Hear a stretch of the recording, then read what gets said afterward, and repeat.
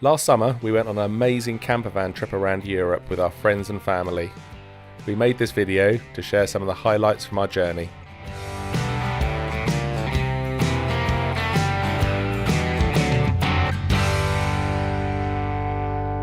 "20 years ago, I was part of a Venture Scout group who helped to run an activity holiday in Croatia. Staying in touch, it's taken 20 years to organise a reunion, but this time with our partners and children. Instead of just booking a flight, we decided to turn it into a big road trip. With another family, we loaded up our camper vans, hopped on the ferry to France to begin the European big adventure.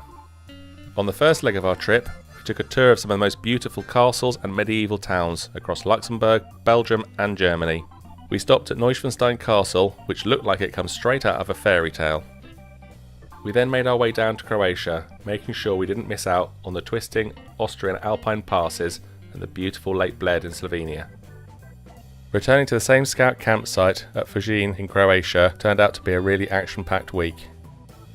We did lots of activities at the camp, including swimming in the local lake, wide games, orienteering, cave exploring, but one of the highlights for the kids was climbing a local mountain and sleeping overnight in a mountain bothy. For a lot of us, rekindling 20-year-old friendships was our highlight. We had an amazing time at the camp, but our journey didn't end there. We spent a few nights relaxing on a Croatian island beach before heading back to Slovenia for some kayaking, rafting and canyoning on the famous Socha River.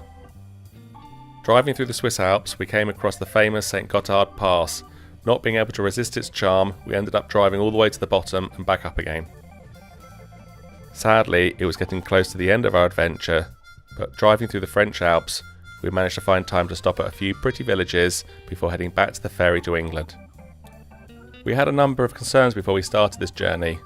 The distance, especially with young children, how the campsites would work without having booked anything, but having done the trip, with a couple of good audio books, the miles flew past, and the whole family had an amazing trip. Europe's campsites are set up for impromptu overnight stops, and the whole experience has left us thirsty for more.